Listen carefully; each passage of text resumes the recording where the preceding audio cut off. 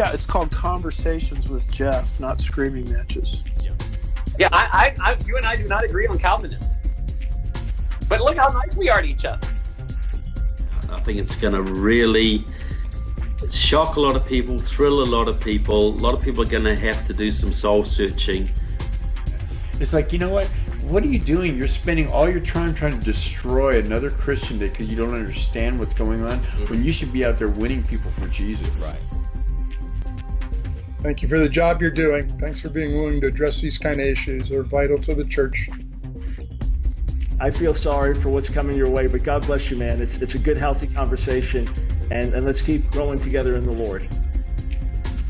People won't change unless they hear the truth, though. And so we need to know the truth, speak the truth. And then the last one I would say is that we need to stay in the truth, no matter what the consequences are.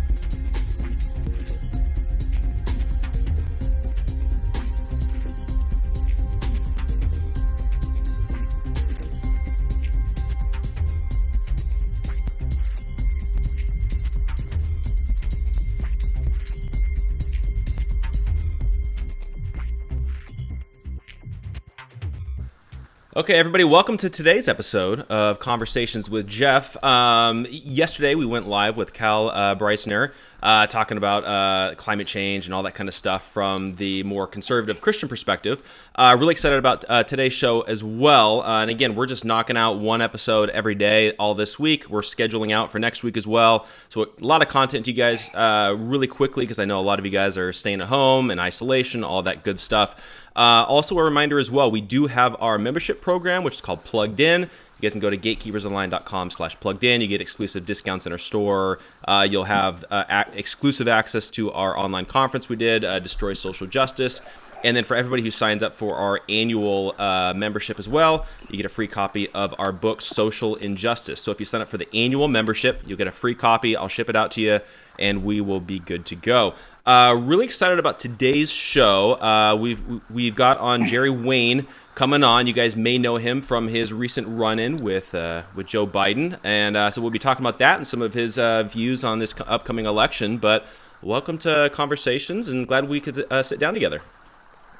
Yeah, me too. Thank you for having me on. Of course. And so, before we get to the whole your run-in with the VP. What's your background like because I feel like you were very specific in your kind of confrontation with him on the Second Amendment and that sort of thing. But if you could just let people know, like, what's your background, what do you do, that sort of thing before we kind of jump in. Well, my background my skilled trade, I'm a millwright by skilled trade. I've been a union member for about 11 years now. And before that, I was just an avid hunter ever since I was a child. My dad took me out and showed me the ropes with a firearm, and that's something I hope to bring to my kids, my future kids one day.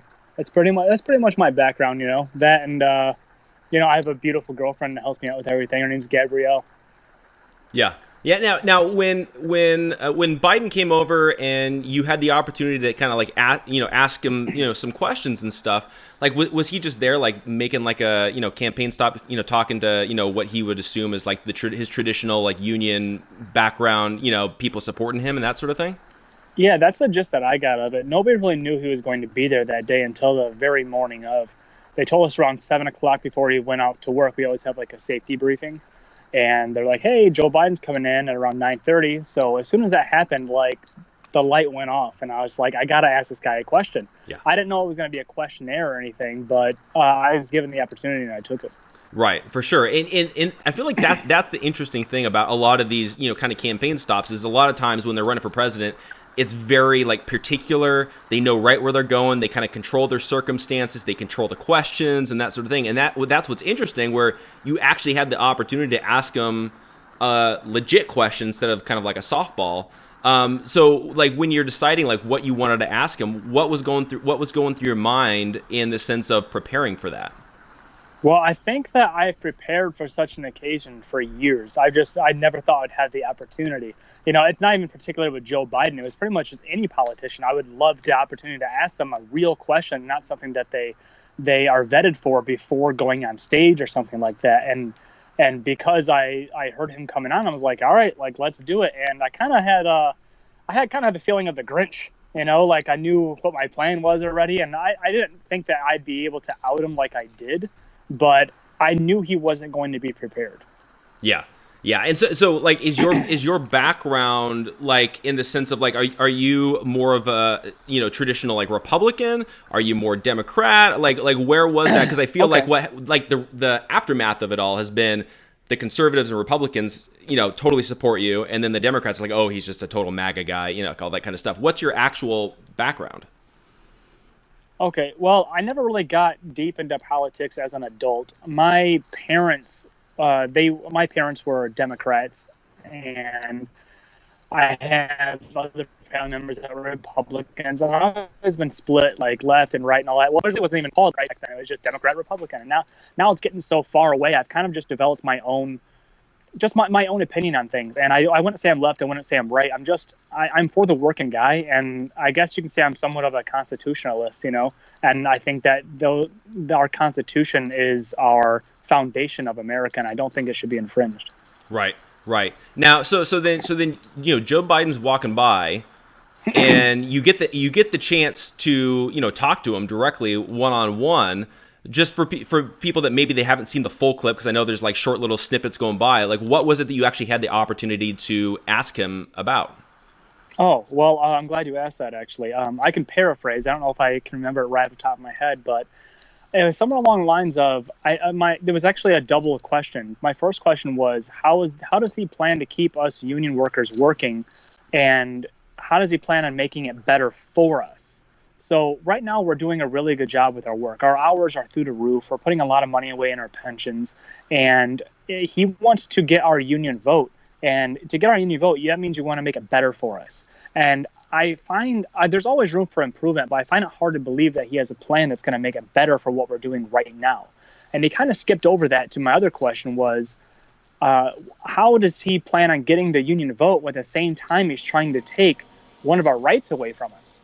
And I at that point, I was speaking independently because there were some guys around me that weren't too happy that I was going to ask that question. I'm sure you can see in the video. Yeah. And I think that's the most important question too, because you're splitting a complete demographic.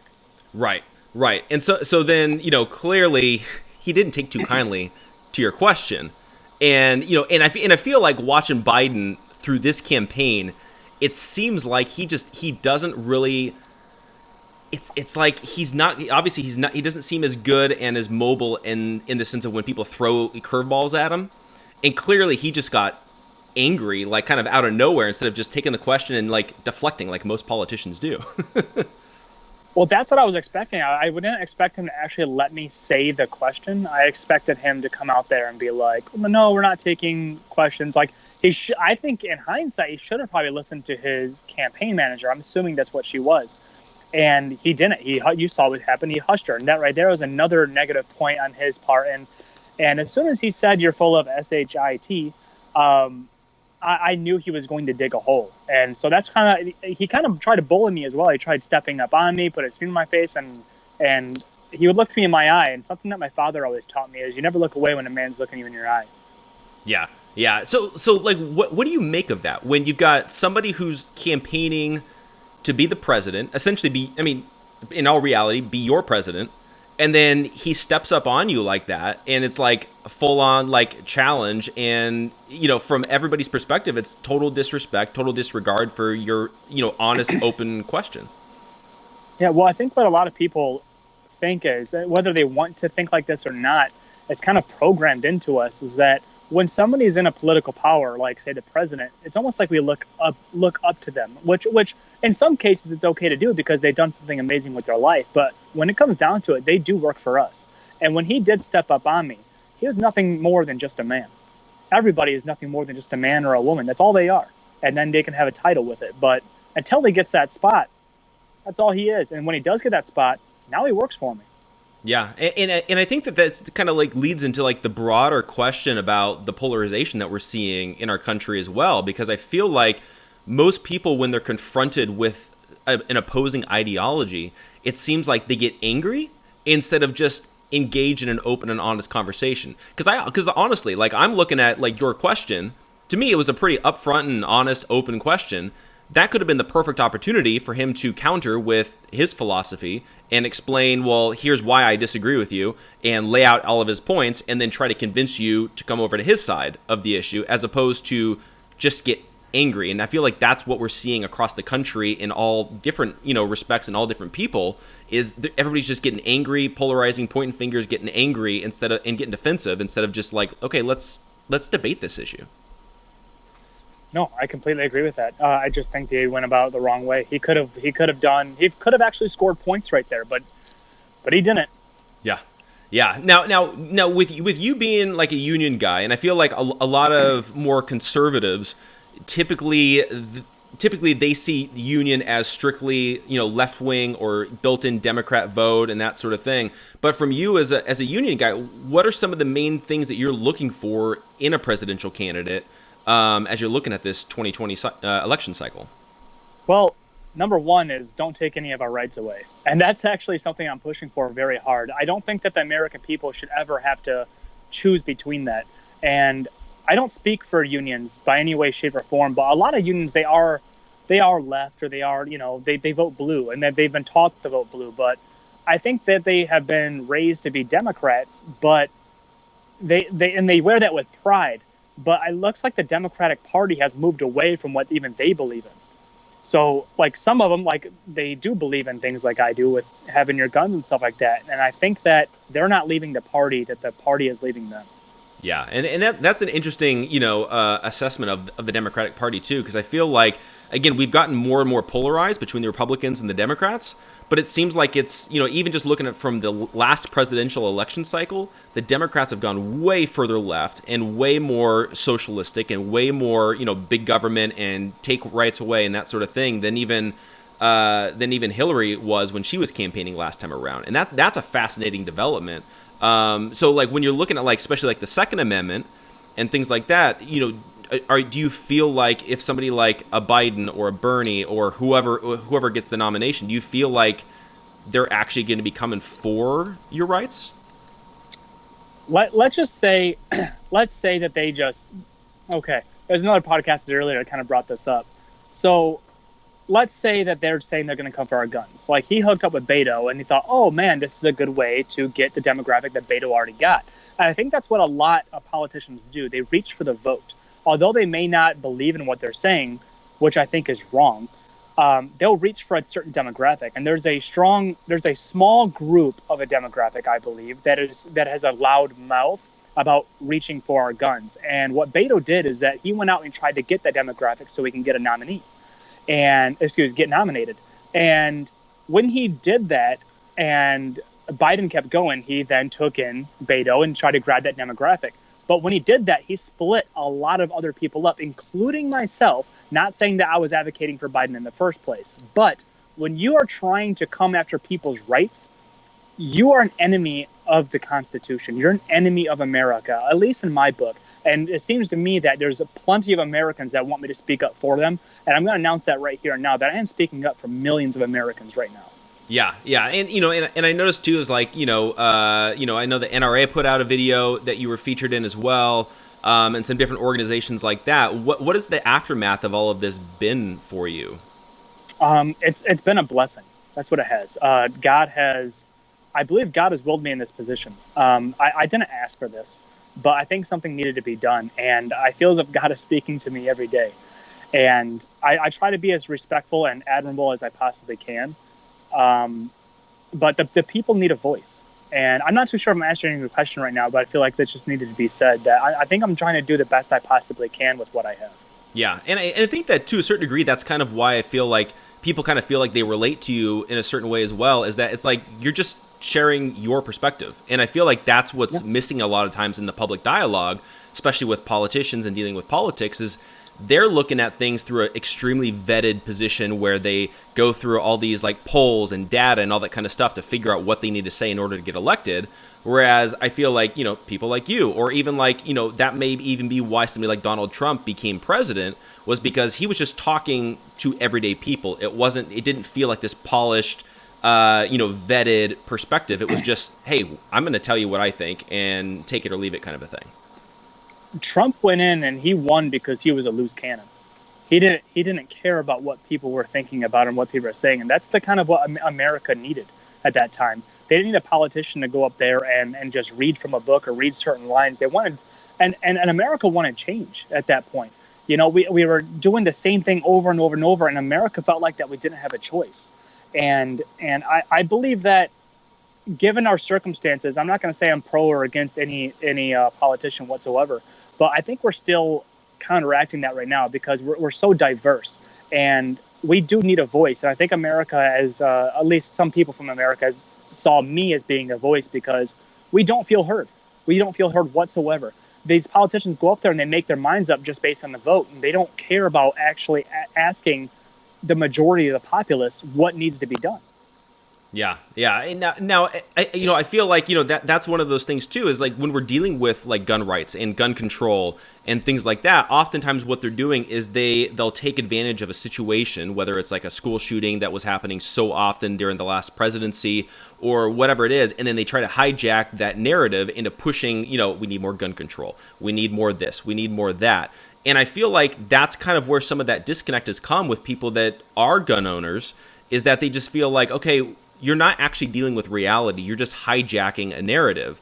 And maybe to a certain degree, that's kind of where some of this disconnect has come. Now, do you feel like even within, the other people that are in the unions that are, people that you work with and that sort of thing, do you feel like that there's a disconnect there with a lot of them that maybe traditionally do vote Democrat as well?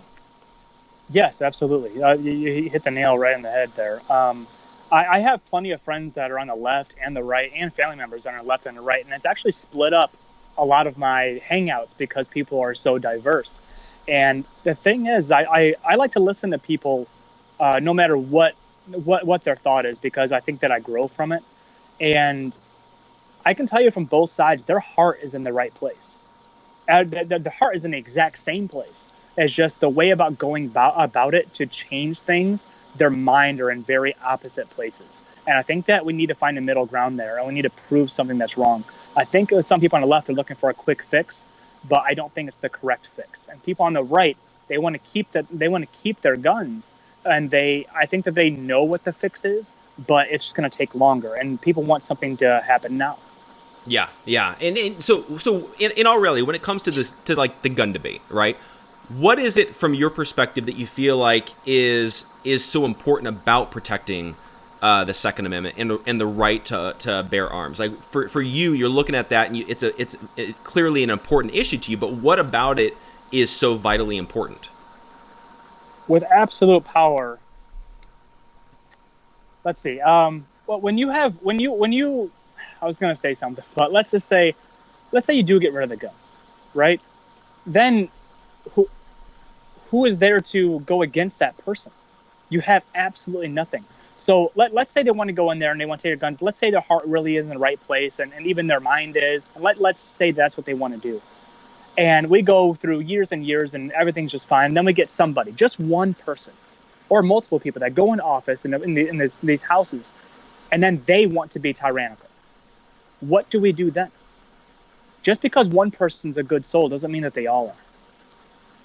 Yeah, and I think that's an important distinction to make, because a lot of times people that are pro gun control, they'll say, well, we're not trying to take away your right to go hunting, or you shouldn't have, let's say, military grade weapons or whatever it is, maybe a pistol, maybe a handgun, something like that, just to protect yourself in your home, kind of a thing. But I feel like at a certain point, looking at it historically, our founders wanted it to where we could protect ourselves from a tyrannical government, and that's something that I think has totally been taken out of the broader conversation over gun control. It's not about hunting, it's not about everything else, although that is encapsulated in all this, but it's also to protect ourselves from big government. That's right, and that's I think that is the mission that I'm on right now. I'm sure that you saw that NRA video, which I wrote most of that, by the way. I wasn't trying to say what other people wanted to put words in my mouth, and I will never do that, by the way. That's what I'm trying to advocate for, is that we don't need an excuse anymore to protect our homes, to protect our loved ones, or just to go hunting. We need these weapons to protect from a tyrannical government, and we need it now more than ever. Look what's happening. They're trying to take them away. The tyrannical government is upon us, and we need to stand up now. And it can't just be me. It needs to be America. Yeah. Yeah, and so like when we're looking at this, and we're looking at, because we saw Australia, and they did like a buyback program, and I know that that's been proposed by a lot of people here in the United States on the left as well, and I feel like what's happening is they're doing this under the name of sympathy and caring for our children and caring for victims of violence and that sort of thing. But then again, at the same time, it's like they're taking away our very ability to defend ourselves, and some of the people that actually need to be able to protect themselves, whether they live in like a poor neighborhood, or they live in where there's a lot of crime, or they're just somebody that maybe they're not buffed out and worked out and be able to defend themselves with their hands, but they need something to protect themselves. And it's like, if you want to be sympathetic, then actually do something to help those that actually need protection. And I feel like that's what's missing from the left in this conversation. No, I completely agree with you on that. I think it's ridiculous that their guns have been taken away, or that buyback, what they're making it look like, oh, we're just going to give you money for it. That is absolutely ridiculous. And I tell you what, they can do that to all these other countries. And I think that they'll be safe from genocide. But you know why? That's because of us. We are the Alamo. If we fall, the rest of the world will fall. We can fall under control of the tyrannical government all over the place. We have to make this stand. Yeah, and I feel like a lot of our rights, and a lot of the rights that are protected by the Constitution are being slowly chipped away. And there is obviously the Second Amendment, but there's also freedom of speech that we're seeing like a lot of that happening as well, especially on social media and things like that. Like what's your kind of take and assessment of kind of what's going on when it comes to a lot of these rights that we're seeing being taken away from us? Well, yeah, I'm glad you brought that up too. So when I stood up and I asked Mr. Biden about those questions about our Second Amendment, I also was fighting for our First Amendment, because there was a lot of people around me, and so that's societal norms that didn't want me to say anything. And I stood up against them. I stood up against being an outcast amongst my peers to stand up for the Second Amendment. And I think that's what the rest of America needs to do. One of my idols, Jordan Peterson, I love Jordan Peterson, great guy. I recommend everybody reading him. You need to be able to stand your ground on things, and when you stand your ground on something, don't apologize for it. I think that's what the right needs to start doing, or even the left. Be it as it may, stand your ground on something and don't apologize for it, but also be open to listening to the opposition at the same time. Yeah, and that's one of the things that a lot of times I always say is like, believe what you believe as strongly as you can. Declare what you believe, but always be open to hear somebody else's perspective, because they may make you reevaluate your position, but don't be apologetic for your position. I feel like that's what's been missing on the Republican side for so many years before we got President Trump, was you would have people like McCain or Mitt Romney, and it seemed like every time we turned around, they were apologizing for being too harsh or misspeaking or whatever it is. And I feel like we needed somebody like Trump to come in, and where he was just unapologetic. He's like, yep, I said that. And that's what we need more, I think, right now. Yeah, I think that we do need someone to stick to their guns, for sure. I also believe that there is a time and a place to apologize for something. If you do make a mistake and genuinely do it and make a mistake, I do think you should say, I'm sorry. But I think a lot of people say they're sorry just because there's an outrage of it. And you can't back down to that. I think that shows a weak person. Right. Now for you, like, because again, you kind of took a stand right there, especially with a lot of people around you that disagree with you and that sort of thing. So what's been the response from a lot of your peers and the people around you, for you essentially confronting the Democratic, essentially presumptive nominee? Yeah. So at first it wasn't nice. A lot of people were not happy with what I did whatsoever. But then some of my other peers that were, gun activists, and even some that are gun activists who didn't like me too much, they ended up showing them the video, like, hey, you got to watch this video. This is actually what he said. And I think I was pretty articulate with what I said and to the point. And I have gotten quite the following after these people have looked at what I actually said. I came into work and it was like I was a celebrity. It was insane. I couldn't get any work done. I was walking around and I was just swarmed by people, and it felt really good.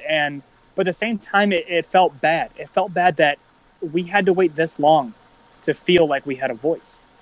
Yeah. And I look forward to sticking to my guns on that. Right. And I think that's the interesting thing too about, especially within the conservative movement and a lot of people that do support the Second Amendment and a lot of these rights that we're trying to protect, is that, like, a lot of times we'll congregate and we'll prop up somebody like yourself who takes a stand, but at the same time I wish more people would take a stand and it wasn't so out of the norm in order to do something. Like that, to me, that should be like an everyday thing that everybody's doing. And I feel like that's maybe something that's missing right now on the more, pro Second Amendment, pro Constitution side of the debate. You're right. There's two schools of thought with that. Well, one is people don't want to stand up to people because of fear. Fear will stunt growth, and I think that people needed to get away from that fear. But there's also another thing: you need to be able to articulate what you want to say and not be aggressive on it. You don't want to go up to somebody and be like, "You got to think this way," or "bad things are going to happen," or something like that. And that's not the way to evolve us as not only as a nation, but as a species. People forget we are an actual species, and a very special one that has the divine. And we need to think more deeper with this. Yeah. And so like, as we're like kind of progressing along in this like election cycle, we're coming up now to where it's pretty much going to be Biden versus Trump. And I feel like to a certain degree, it's going to be a very stark, division between the left that is looking to take away gun rights, looking to take away freedom of speech, looking to even take away freedom of religion and all these things, and Trump, who has been pretty hardcore, Second Amendment, freedom of speech, freedom of religion, all that kind of stuff. Like, do you feel like there's enough people in the middle that are undecided that they're like, we got to support freedom? Or do you feel like people are kind of being swayed to the Biden side of things, where they're just kind of like, well, we need to protect the weaker people, or, take care of people and the sympathy and stuff, but, and part of that is taking away rights. Like, what's your assessment on that kind of thing? I think it was like that. And I think that what happened with Joe Biden, I think that it's woken a lot of people up to actually see a different side of things. And I think that, I don't want to say that they're going to go a certain way, left or right, but at least it woke them up to where they can start thinking for themselves. And that's another reason why I'm not advocating for any type of president or a presidential candidate. I think that people need to make up their own decision, and I don't want to try to push people a certain way. You are an individual. You're an individual mind. You're an adult. This is a responsibility, and you need to take it wholeheartedly. Yeah, and I think that's a good approach to take as well, because I think that what ends up happening is when we start debating over individuals and people, then a lot of times there's like a lot of baggage. Like, for example, with somebody like Trump, there is a lot of background and a lot of baggage and a lot of issues that people just like are turned off by, right? Even though they may agree with him on a lot of principles. But if we're talking about the principle side of things and forget the person, but it's like we should be protecting the Second Amendment. We should be protecting our constitutional rights. Then people can then change their worldview. And then they can decide, okay, which candidate actually fits that worldview, instead of just fighting over an individual personality, Yeah, you shouldn't have to, just because you voted for somebody doesn't mean you have to believe or agree with every single thing that they did. I think some people get sucked into that. You do not have to do that. I am terribly sorry. I've been doing podcasts all day, and my phone's going to die. No worries. But would you mind giving me just a short minute, and I can switch spots so I can put a charger in? Of course, no problem. I'm sorry, everybody out there. It's all good. It's the first time it's happened. I'm so sorry. No worries. It's all good. Yep. So while he's going over there and just plugging his phone in really quick, just wanted to remind everybody as well that we do have Sam Jones's new book is going to be coming out later this year, probably sometime in the summer. It's called 5 Steps to Kill a Nation. And what he's actually doing is he's breaking down a lot of the moral breakdown that we're seeing in our country, and then he's giving the conservative and biblical response to those issues. So he's going to take 5 different issues, and he's going to break them all down and give a biblical, honest, conservative response to it. And so I highly recommend, go ahead, you guys can pre-order that book. If you go to gatekeepersonline.com/store, you can actually pre-order that book right now. You can use code Jeff, JEFF, and you'll get 10% off of your order. And I highly recommend that. Go to gatekeepersonline.com/store. You guys can do that. Again, code Jeff, you get 10% off. Give me just 1 second. I'm going to get Jerry back on here right now. Just bringing him on as we speak. Hey there, and we're back. No, it's all good. It's all good. So, but yeah, I mean, like, I don't know. I feel like kind of one of the things that we've been dealing with, I think, right now as we're going into this election cycle is that people are polarized off of the personality. And maybe to a certain degree, we're not often as polarized on the issues, because I feel like to a certain degree, I feel like the majority of the Americans do want freedom. Like for themselves, they want their personal property rights. They want their right to say whatever they want. But for whatever reason, as soon as you get like a personality involved, like a Bernie or a Biden or a Trump, all of a sudden everybody just picks a team and then just goes along with whatever they say. What's your take on that kind of a thing as well? Yeah, that's definitely a big issue right now. People see a certain personality and they're like, well, I don't like that guy. I don't like who he actually is. But us as Americans, we got to look at what they stand for. We're not going to like everybody's personality. If we did, we'd all be the same person. And we even do things as individuals that we don't like that we did in the past. Everybody has something that they regretted doing. So I don't think it's the personality is as important as what they stand for. And not only what they stand for, but what they stand for, and they're able to back up in the future as well.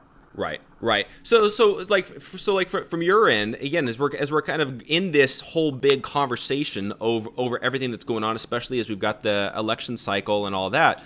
What are some of the main things besides like the Second Amendment and that sort of thing that you are looking for in the overall broader debate? That you feel like are important for Americans to really paying attention to?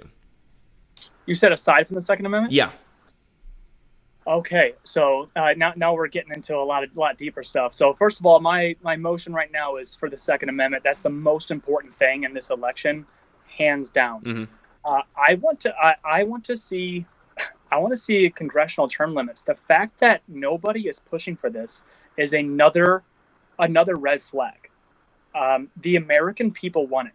Every American wants it. I have never met an American that doesn't want it. The fact that this isn't being pushed is a red flag all the way around.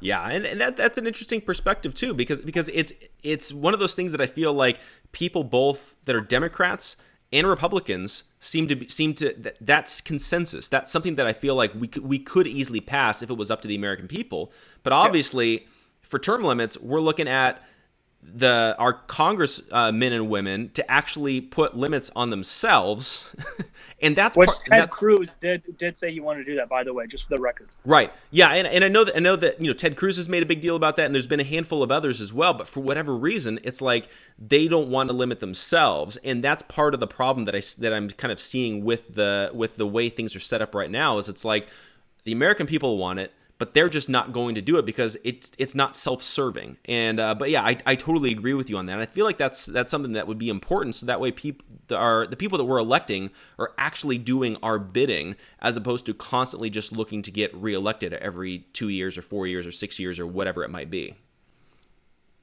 Yeah, that's why the American people feel like they have to look up to people that are on Capitol Hill, and that is not the America that was intended. Something happened to where they're able to have a power or a stranglehold over the American people, and that has to change, and that has to change now. Yeah, and I think it was when because I saw you interviewed on with Dave Rubin on Rubin Report, and I think that was one of the points that you were making is that we need to remember that politicians are supposed to be public servants, and they're supposed to be serving our interests, not the other way around. And I feel like at a certain point, once they get power, it just seems like they see us as pawns instead of it being the other way around, and they're supposed to be doing our bidding. And it's a really weird issue that I feel like I'm not really sure how to fix. Maybe that would be the term limits, but I'm not sure. But it's a really interesting issue that I'm not really sure entirely how to resolve. Well, absolute power corrupts absolutely. And then you have these lifelong politicians that are standing there, and they're making laws on people that they don't live around. I don't see any politicians with dirt under their nails. I don't see any politicians mowing their own lawns. I don't see these politicians going to the grocery store all the time just like normal people. But it could be just because I'm not with them. But you know what? I sure as heck don't work with them. They don't know what it's like. They don't know what it's like to have all these child care issues. They don't know what it's like to struggle anymore. They've been in there so long, they they lost connection to what it's like to be a true American. Yeah, yeah, and again, if there were those term limits, then they would have to go back and they have to live under the very laws that they passed. And I feel like that's why that kind of a law would be so important, is that no longer would they be just passing laws for everybody else. They would actually have to go and live with the repercussions. And maybe they may, when they're coming up to, the end of their second term, they may be like, yeah, you know what, I don't want to pass that because I don't want to live under that when I'm out in the real world. That's right. And that's the way it should be, because they're passing laws that doesn't pertain to them. And I do think that we should, I haven't given this a ton of thought, but it would nice to have another branch of government that is governed by the people. And we can actually make laws based on what the congressional term limits are, or what their health care is, or what their wages are. And I think that their wages should be, what's the word I'm looking for? It should rebound from what they are doing with the economy. Like if we're not doing well, then they shouldn't either. Yeah. That would be an interesting perspective to add on, like a fourth branch that would be more like democratic and that sort of thing. I haven't given that a ton of thought, so don't quote me on that completely. No. It's just the kind of a top of the head thing. Yeah, but see, like that's one of the interesting things about having this kind of like podcast is we can throw ideas out there and kind of see where they go. Yeah. But I feel like that's one of those things that might add an added layer of accountability to our governmental system, because you'd be actually physically hearing like, okay, this is what the people want, and then maybe then that proposal then goes before the Senate or Congress or whatever it is. But that would be an interesting fourth layer to add more accountability, because I feel like right now the judicial system doesn't really have accountability. The House and the Senate doesn't really have that much accountability. So that would be an interesting thing to explore, I think. Yeah, so we don't need bigger government to govern the people. We need more people to govern the government. That's what we need. Right, for sure. And so like I think that the other side of it, kind of coming back to the Second Amendment as well, is like what's your take on when it comes to like, because for the longest time we were seeing like a lot of school shootings, we were seeing a lot of like kind of more mass shootings, things were happening in public, and there was this debate over whether it was going to be a better thing in order to have gun-free zones. And I mean, obviously there's still the debate, but gun-free zones versus, non-gun-free zones. And I feel like what they're trying to do is they're trying to make it to where, from a legal standpoint, no guns allowed. But then there's the argument being made that, that's inviting in a shooter, or inviting in an attacker. Like, as somebody who is pro-Second Amendment, what's your take on these gun-free zones? Yeah, I think having a gun-free zone is like having a new puppy and then putting him to the living room and telling him that it is a no-chew zone. That's what you're doing. You're not helping anybody out with that. And I think I'm one of those people that says the only thing that can stop a bad guy with a gun is a good guy with a gun. And we saw that happen in Texas. Mm-hmm. Yeah. And that's the interesting thing is it's like, for whatever reason, it seems like whatever laws or whatever ideas are being pushed by a lot of these anti-Second Amendment people, it seems to do the very opposite of what they're promising it'll do. And I feel like that's one of those things with these gun-free zones, is whether it's a school or a church or whatever it is, if there's nobody to defend you, I don't understand how we're supposed to just rely on the police to show up 5, 10, 15, 20 minutes later, and there's no pushback against a shooter or violence or whatever that might be. That it just doesn't make any logical sense. No, I completely agree with you 100% on that. You pretty much nailed that. I can't really even go off of that. That's it. Yeah, and so when we're looking at like new laws that should go in place, do you feel like if we're looking at people to elect into Congress, what kind of gun laws do you feel like should be enacted? Do you feel like it should be undoing current regulations, just enforcing what we already have? Like what's your take on that kind of a thing? I do think that what we have is working pretty well. And I think some people are sick out there. And I'm open to hearing other people's suggestions on that. I don't have all the answers. I don't. But I think that we need to come together and actually brainstorm things and actually see what works and work towards an inner middle on that.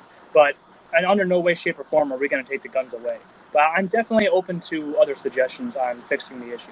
Yeah. Now, do you feel like that would be like more like expanding, background checks? Because I know that's a big one coming from the left that I know some people on the right have also been open for. Do you feel like that would be something that should be considered? Or even a little bit more of a waiting period or something like that. That could work as well. Like I think some people on the left and the right do make very strong arguments, but I think that we're right at the tip here with figuring out what we need to do. And when it comes down to it, this all starts at home. This all starts at a very young age. And we need to teach children what the importance is of gun safety and not just leave them abyss and let them figure it out when they're an adult, because they don't know. We need to make this a normality. We are the United States of America, and we were built on arms. This is how we were made. We need to make this a normacy and not something that shouldn't be talked about. Yeah, there may be somewhat, and again, I'm just throwing things off the top of my head on this as well, but there may be somewhat of a disconnect between city life versus more rural life, or, even like with blue collar America as well, because like if you're living in like downtown Los Angeles, you may not need, self-protection in that sense, although there's definitely some areas where you might need that. But in the sense of like, it's not like you're out working on a farm, or it's not like you're out somewhere where you've got like a lot of crime or break-ins or whatever that might be. You may just feel like, I don't need that. And if I live in a condo or an apartment, I don't need my next door neighbor with a weapon, right? So there may be somewhat of a disconnect going there between rural America and urban America that maybe, if both sides maybe started talking and actually debating and sharing experiences, maybe either side would kind of come to have more of an understanding of what the other side's actually looking at. That may be part of the disconnect that we're seeing too. Yes, I think the disconnect is actually stems from a social disconnect, which is starting from phones. Now, how old are you, if you don't mind me asking? 34. 34, okay, Yeah. I'm 30. You and I both grew up before cell phones. And then we get to see how things have changed with cell phones, and it is tearing the social construct, social fabric of Americans. We are no longer able to look each other in the eye and have a conversation. What we're doing is we're all having our own platform on Facebook, Twitter, Instagram, whatever it may be, and you're able to have a megaphone and speak whatever you want to people and not have to listen to them as well. And that's something else that needs to be taught in schools, is actually how to debate. Debate should be in every single school. It should be a mandatory class, because what it does is it opens up people's minds to opposition. We're not always going to agree on things, but we need to be able to hear each other and actually be able to combat their reason. Yeah, and that's where something like Twitter and social media historically has been a really good thing, because a lot of people have been, especially on Twitter, have been able to participate in debates. But then all of a sudden, the last couple of years, it seems like with the new algorithms and the censorship that's going on, it's like what they're doing is they're funneling everybody into like-minded conversations to where you're only seeing people that you agree with, and you're not actually seeing opposing point of views. And I feel like when that happens, then all you're doing is you're just having conversations with people you like, and then bashing people that you disagree with. And it's not like that might be part of this whole polarization, side of it as well. Oh yeah, that's a perfect way to put it. What it's doing is it's creating small mobs of people. So it's kind of like, how when you're younger and you're with your group of boys and you go somewhere and you feel like you're the baddest guy in the world because you got your group of boys. That's what it's doing. That's what it's doing to all these different platforms. People are, let's say that you're on the left. Okay, well then even people on the left have their different constructs of social norms too. So they get in their little groups. And what it does is we're all becoming individual groups. What we need to do is we got to find people have been saying this for years. We got to find what we have in common, not find what we don't have in common. Yeah, and I feel like when it comes to a lot of different issues, especially even with gun control and things like that, there are a lot of things that we do agree on. And and that could go for the pro-life issue, it could go for freedom of speech, it could be for any of those things. But for whatever reason, it's like we can't just pass the things that we agree on. We have to fight over the things that we disagree on, and until we supposedly come to an agreement on that, we can't actually pass the laws on the stuff that we agree on. It's like, why don't we just start with the easy stuff? Like maybe we can all come to a consensus on, let's say, background checks. Let's forget all the banning of the guns for right now, because that's what everybody disagrees on. But let's come to an agreement on something small. That's at least a step in the right direction, right? Yes, it's at least a first stitch. You know, like if we can come together and make a stitch on something, that's great. And not only that, like let's say we get the guns out of the way. Let's say that we keep our guns for right now, and we can start moving on that. There's a lot of other things that we can build on together too, like congressional term limits, or I never met somebody that doesn't want to save the bees. You know, that is a major issue right now, and I know that's not why I'm not on here, but that's something that the left and the right can come together on, and we can finally do something together. Let's do something together, and then maybe find something else that we can do together, and then maybe we can start to get a kind of a rapport with each other and work on other things, because we are very, very divided right now as a nation. Yeah, and I think that's something that us as like non-politicians and the non-elite need to remember too, is that this is going to have to be, in my opinion, from the ground floor up. In order to actually pull something like this off. Because right now, the politicians, they want to be fighting with each other because that's how they raise money. That's how they get reelected. If there's a fight, then they can raise money off of that fight. So to them, that maybe they don't necessarily want to resolve the issue. But you and I, or anybody else that's not necessarily a politician, it's going to kind of take us forcing the politicians to do our will. And maybe our will is, hey, let's pass these small little things, or else, hey, you know what? We're not going to reelect you. And that may be what's going to change Washington, D.C. to a certain degree. No, I completely agree. And I think that we should have a new way of how to elect individuals. We need individuals that are just average working Americans to be able to obtain political office. And we're not able to do that. I mean, look around. You aren't going to work with somebody, and then all of a sudden they're running for the president of the United States. That's not happening anymore. It's not like that. You need to have money in politics, and that's not the way our forefathers wanted this to be.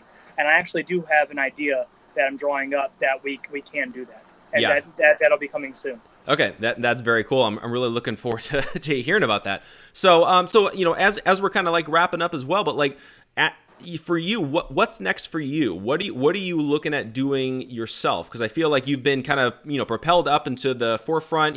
Like I remember when I first messaged you about coming on the podcast, I think you had like 700 followers, and all of a sudden now you're like 12, 13,000, something like that. Yeah, somewhere around there. It's getting up pretty quickly for sure. And I have you and your audience to thank for that. And I'm only as strong as you guys want me to be. That's it. And I will be the tip of the spear for as long as you want me to be as well. I have been reached out by multiple people that want to help me out, so I can hit this full steam. And obviously, I do want to make some sort of income to do this. So, I'm not trying. That's not what I'm here for. But I'm going to start touring, guys. I'm going to start touring the United States, if not the world. And there's a lot of people that are willing to help me out on this. And it's the American people that are helping me out on it.